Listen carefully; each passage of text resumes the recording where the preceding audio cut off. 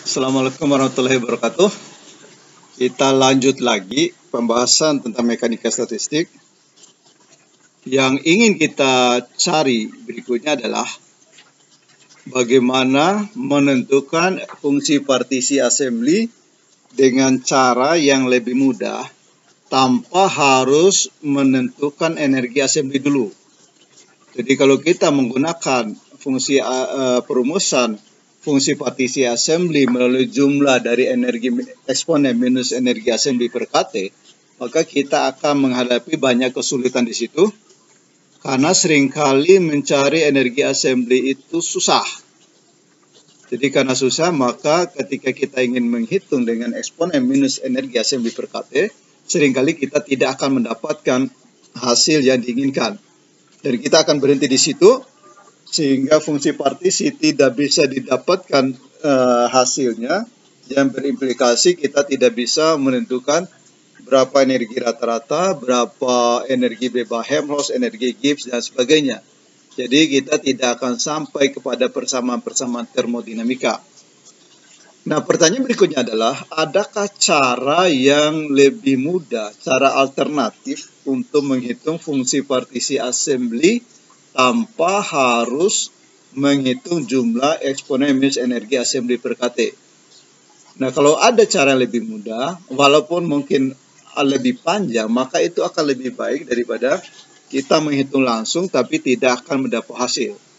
Dan ini akan kita bahas sekarang, bahwa ternyata ada cara yang jauh lebih mudah dari itu, yaitu adalah suatu metode luar biasa dalam statistik, sehingga kita tidak berhenti pada perhitungan yang tidak bisa dilakukan, tapi ada alternatif lain, sehingga kita bisa tinggalkan cara langsung, kita pakai cara lain yang lebih mudah, tapi hasilnya diperoleh. Bagaimana filosofinya? Begini, kita punya fungsi partisi assembly, yaitu Z sama dengan sigma eksponen minus EI per KT. Ini yang mau dicari, yang harus dicari, bukan harus dicari. Karena dari sinilah besaran termodinamika itu keluar. Tapi kesulitannya adalah EI ini seringkali penjumlahan ini susah karena E itu adalah energi assembly, energi-energi yang mungkin dimiliki assembly. Dan itu energi yang kontribusi dari N buah partikel yang jumlah ordernya Avogadro, dan tentu ini sulit. Sekarang kita kembali ke kasus awal. Sekarang kita punya assembly kanonik yang memiliki jumlah partikel konstan, yang memiliki energi tidak konstan. Assembly kanonik ini kita sudah transformasi menjadi ensemble kanonik.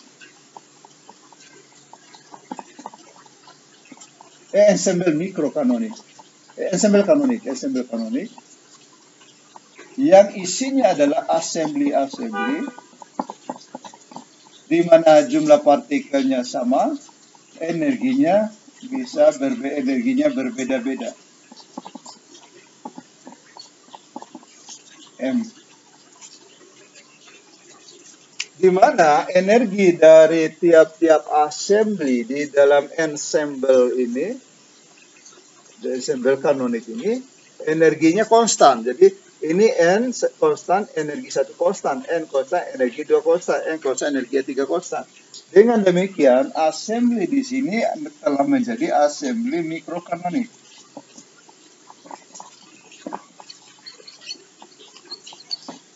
Jadi assembly kanonik kita ubah menjadi ensemble kanonik. Isi ensemble kanonik adalah assembly mikrokanonik. Energi ini adalah energi-energi yang mungkin dimiliki oleh assembly kanonik di copy ke sini.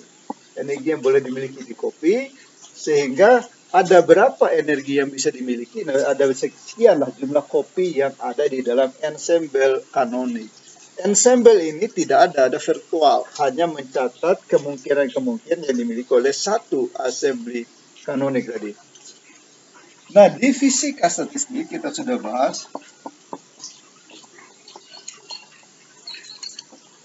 assembly mikrokanonik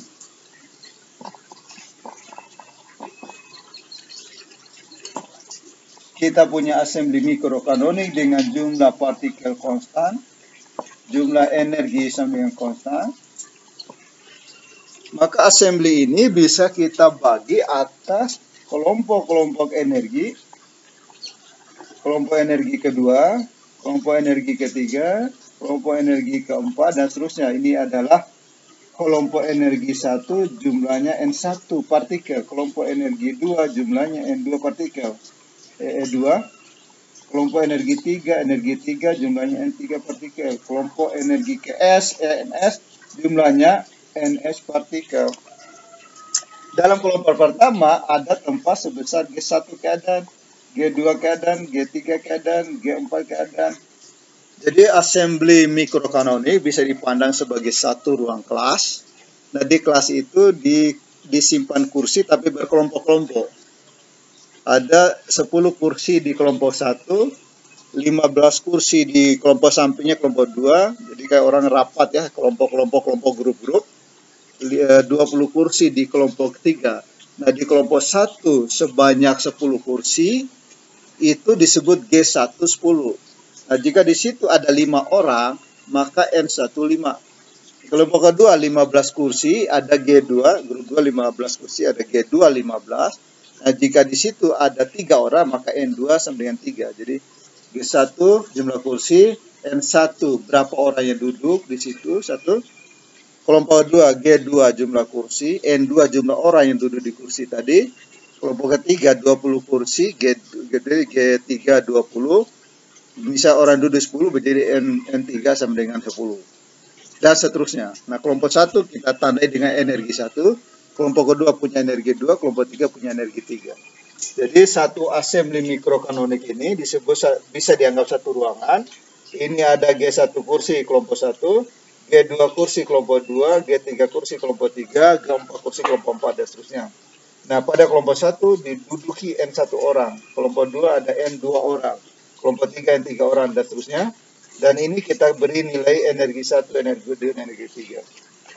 Dengan pembagian seperti ini, maka jumlah total orang, N itu jumlah total orang yang duduk ada di ruangan itu adalah jumlah dari orang pada semua kelompok. Jadi N1 tambah N2 tambah N3, orang di kelompok 1, orang kelompok 2, orang kelompok 3 dijumlahkan, maka itu adalah jumlah total orang di satu ruangan. Sedangkan energi total satu ruangan itu adalah kelompok 1 ada N1 orang kali S1, N2 orang kali N2, N3 orang kali N3, lalu dijumlahkan semua, maka kita dapatkan energi total di dalam satu ruangan tadi.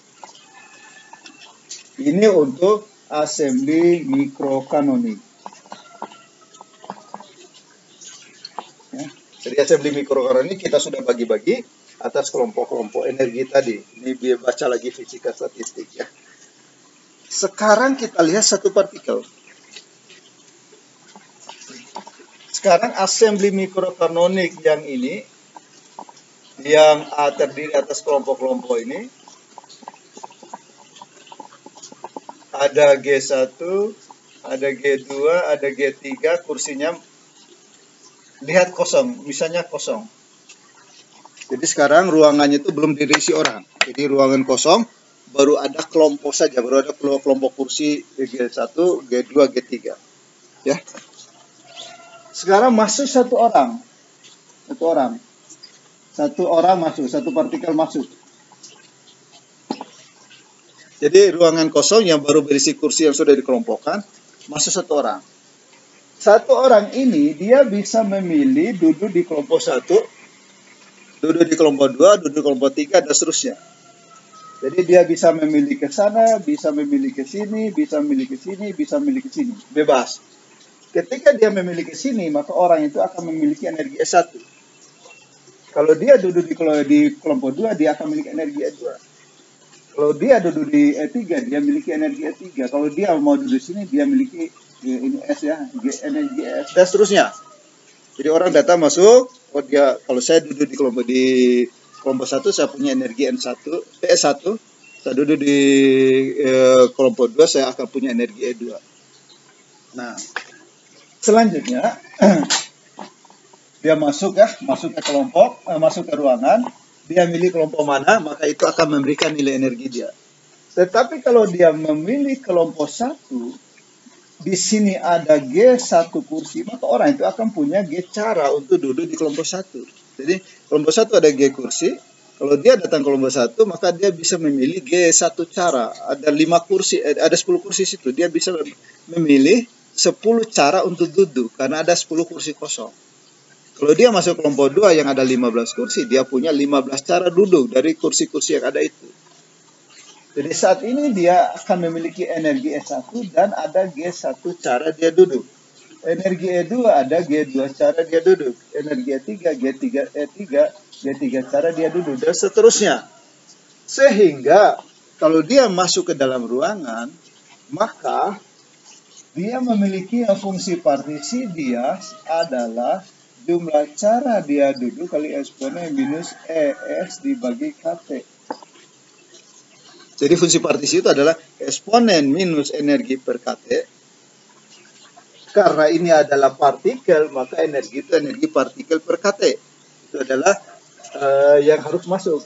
Kemudian ada jumlah cara dia berada di energi itu. Jadi energi ini dia memiliki G1 cara, maka kita cara namanya degenerasi ini. Degenerasi. Nah, karena ini adalah satu partikel, kita hanya membahas satu partikel tadi, dari kosong masuk satu partikel, lalu dia bisa duduk di mana saja dengan sekian cara, maka inilah fungsi partisi satu partikel. Dan di sini kelihatan bahwa fungsi partisi satu partikel hanya ditentukan oleh energi satu partikel dikali jumlah cara satu partikel itu untuk mengatur dirinya, untuk duduk, untuk menyusun. Ini jauh lebih mudah daripada fungsi partisi Z sama dengan sigma E minus EI per KT. Fungsi partisi assembly ini adalah energi sejumlah N partikel yang kita jumlahkan. Ini adalah energi satu partikel yang kita jumlahkan. Jadi pada perhitungan fungsi partisi satu partikel ini, assembly itu seolah-olah hanya berisi satu partikel. Oke. Jadi kalau di sini assembly seolah hanya berisi satu partikel, dan tentu akan sangat mudah dibandingkan dengan assembly yang berisi Avogadro partikel. Ini sangat mudah, kita dapat energi partikel, satu partikel, dan dapat degenerasinya, hitung sangat mudah dibanding hitung yang ini. Nah, pertanyaan selanjutnya adalah, bisakah Z besar diperoleh dari Z kecil? Bisakah energi fungsi partisi assembly diperoleh dari fungsi partisi satu partikel? Kalau ini bisa, itu adalah penyederhanaan yang luar biasa. Kita lupakan ini, kita cukup menghitung yang sederhana ini. Dari yang sederhana ini nanti kita bangun fungsi partisi assembly. Ini kalau ini bisa, maka kita akan mendapatkan suatu penyederhanaan luar biasa. Kesulitan-kesulitan dalam menghitung ini yang memang sulit, kita bisa reduksi dengan cara luar biasa. Dan ini akan kita bahas pada pertemuan berikutnya, dan ternyata itu bisa, dan rumusnya itu sangat sederhana. Jadi banyak hal di statistik itu, dari yang susah itu disederhanakan sehingga kita tidak mengalami kesulitan yang berarti, kesulitan yang luar biasa dalam mencari solusi. Jadi sekali lagi tujuan utama kita adalah mencari fungsi partisi assembly. Mencari langsung sulit, dan umumnya sangat sulit, kecuali untuk kasus yang sangat-sangat sederhana, sangat spesifik, sehingga para ahli mencoba membangun metode lain untuk mencari fungsi partisi, sehingga tidak lagi mencari langsung, tetapi kita mencari secara tidak langsung. Kita tidak lagi mencari fungsi partisi yang melibatkan N partikel, tetapi seolah-olah assembly kita hanya berisi satu partikel. Padahal sebenarnya memang n partikel. Tapi kita asumsikan ada satu partikel, dari fungsi partisi satu partikel, dari fungsi partisi satu partikel kita bangun fungsi partisi n partikel dengan cara yang mudah. Nah, itu akan kita bahas pada sesi selanjutnya.